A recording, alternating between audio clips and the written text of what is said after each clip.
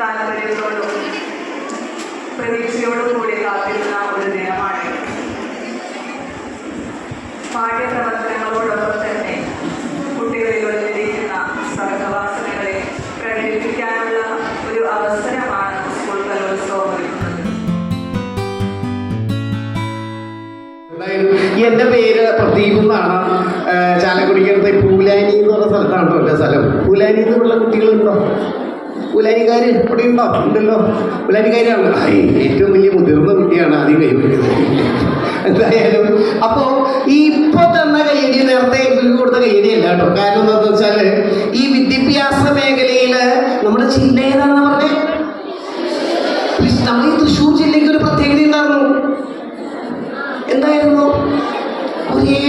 പൂരം തൃശ്ശൂർ പൂരാണ്. അറിയാം, ഈ വിദ്യാർത്ഥികൾ മുഖേന വിദ്യാർത്ഥികൾക്ക് മുഖേന തൃശ്ശൂർ ജില്ലയ്ക്ക് ഒരു സന്തോഷം ഉണ്ടാക്കിയ ഒരു വർഷം കൂടിയാണ് 2025. എന്താണെന്ന് ആർക്കെങ്കിലും പറയാൻ പറ്റുമോ?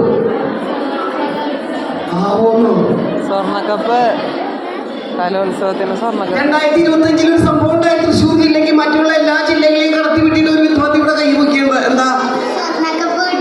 സ്വർണ്ണക്കപ്പ് കിട്ടിയുണ്ട്. സുന്ദരിക്ക് ഒരു കയ്യടി കൊടുത്തേ. ഒരാൾക്ക് ഒരു അഭിനന്ദനത്തിന്റെ കയ്യടി കൊടുക്കാൻ പറയുമ്പോ കുശുമ്പിന്റെ കയ്യടി എല്ലാം കൊടുക്കണ്ടേ? എന്താ എന്താ ഇയാളുടെ പേരൊന്ന് പറയും.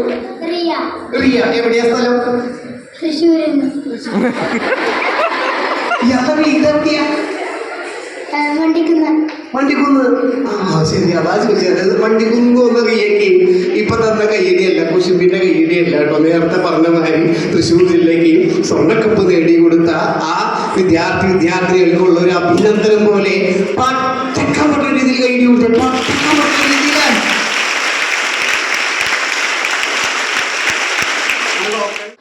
എവിടെ തിരിഞ്ഞാലും എവിടെ തിരിഞ്ഞാലും ബംഗാളി, മൂലയിലും ബംഗാളി. എവിടെ തിരിഞ്ഞാലും ബംഗാളി, ഇന്ന് വീട്ടിലും മൂലയിലും ബംഗാളി.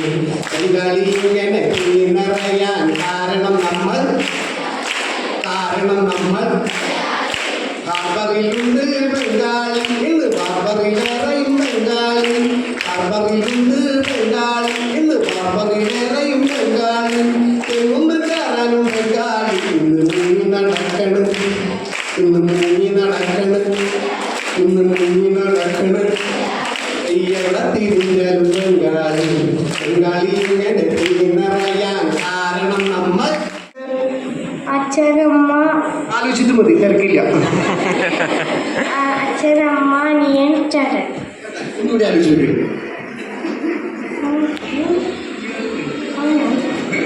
ശരി, അതായത് നിഷ്കളങ്കതയുടെ മലയാളമാണ്. നമുക്ക് മലയാളത്തിൽ എളുപ്പമാണ് സംസാരിക്കാൻ. അതായത് നമ്മുടെയൊക്കെ രക്തത്തിൽ മലയാളം ഉണ്ടെന്ന് കവികൾ പാടി വെച്ചിട്ടുണ്ട്. അതെങ്ങനെയാണെന്നറിയൂ? അമ്മിഞ്ഞപ്പാൽ തുള്ളികളായി നമ്മിലണിഞ്ഞു മലയാളം. അമ്മയിറക്കാൻ പാടിയ പാട്ടില് അൻപാണല്ലോ മലയാളം, അൻപാണല്ലോ മലയാളം. അതായത് അമ്മ അല്ലെങ്കിൽ ഉമ്മ ചെറുപ്പത്തിൽ നമുക്ക് ഉറങ്ങുവാൻ വേണ്ടി താരാട്ട് പാട്ട് പാടിത്തരും. നിങ്ങൾക്കൊക്കെ പാടി തന്നിട്ടുണ്ടോ? നിങ്ങളുടെ അമ്മ നിങ്ങൾക്ക് പാടി തന്നിട്ടുണ്ടോ? ഏത് പാട്ടമ്മ പാടാറ്? പാടി വേണ്ട, നമുക്ക് ടീച്ചർമാരെ കൊണ്ട് പഠിച്ചല്ലോ.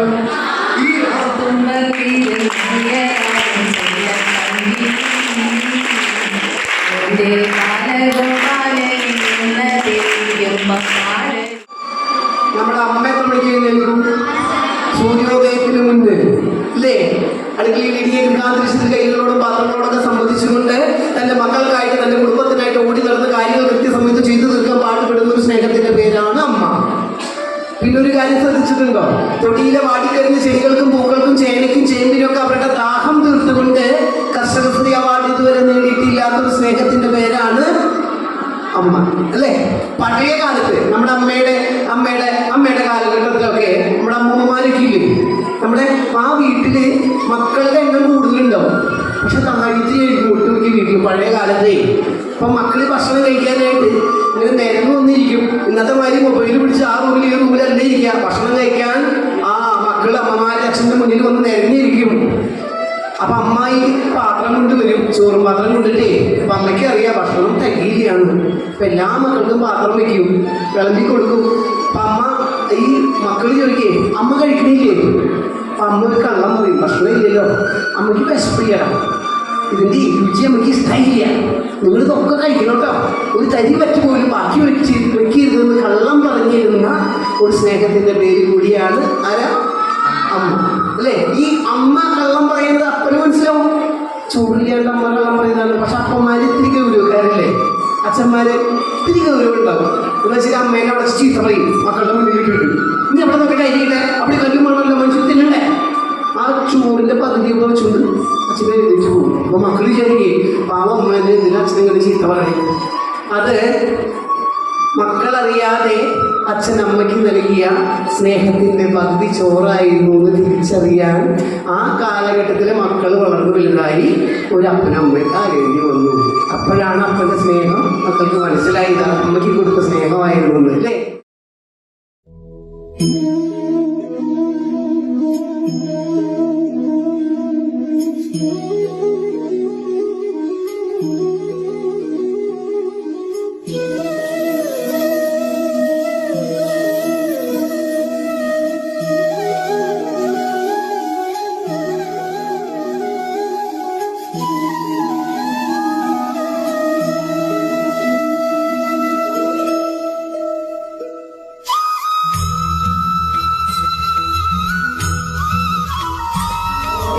എന്തായാലും ഇതിലേക്ക് കുറച്ച് ഗിഫ്റ്റ് ഇടാൻ നമുക്ക് അല്ലേ. ആ ഗിഫ്റ്റ് ഇടാനായിട്ട് ബഹുമാനപ്പെട്ട എച്ച്എമ്മിന് തന്നെ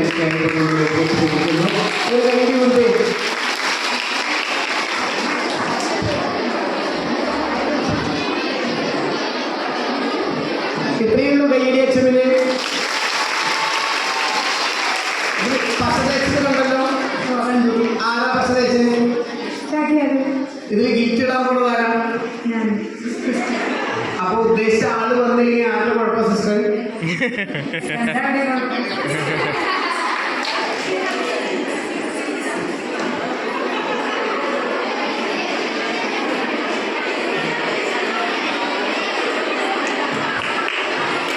ഒരു കയ്യടി കുട്ടി കയ്യടി കുട്ടി എന്താവുന്ന അറിയില്ല, എന്താവുന്ന അറിയില്ല. ഇത് വരയ്ക്കുമ്പോൾ മൊത്തം മൈൻഡ് ഔട്ടായിരുന്നു. സാധാരണ നല്ല സൗഹൃദത്തിലെ ഒരു പാട്ടൊക്കെ പാടിയിട്ടൊക്കെയാണ് നമ്മൾ ചെയ്യാറ്. അപ്പോൾ എത്രത്തോളം നല്ല കറക്ഷൻ കാണും സിസ്റ്റർ പറഞ്ഞ് രണ്ടുപേരെയും കുഴപ്പമായിരിക്കും, അവർ അതിനും കുഴപ്പമില്ല. പകുതി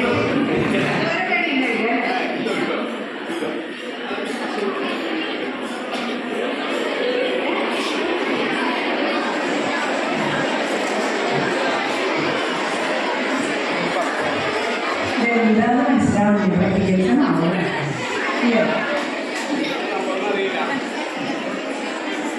ഞാൻ ചെയ്തത് മോശം വിചാരിക്കാൻ വേണ്ടിയിട്ട് ആരെ വെള്ളം കൊണ്ടാൽ കിട്ടും.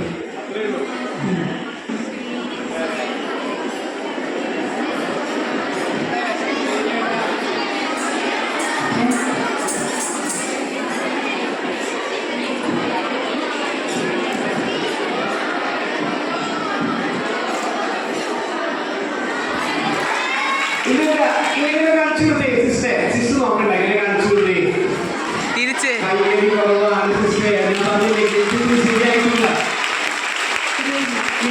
ശരിയായിട്ടില്ല, അത് വിട്ടില്ലേ, സോറി കുഴപ്പമില്ല. ഇനി ഇങ്ങനെയൊന്ന് പിടിച്ചേ സിസ്റ്ററെ, ഇങ്ങനെയൊന്ന് പിടിച്ചേ.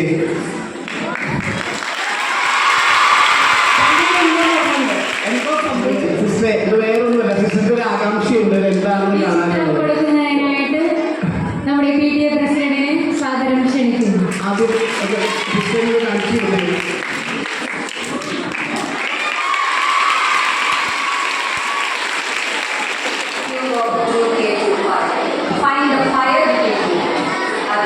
നിങ്ങളുടെ ഉള്ളിലെ അഗ്നിയെ നിങ്ങൾ തിരിച്ചറിയുക.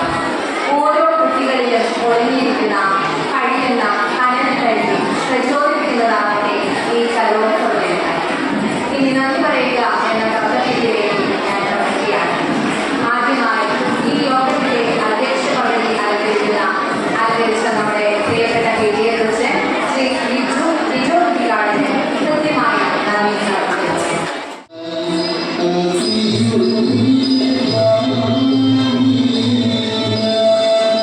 Thank you.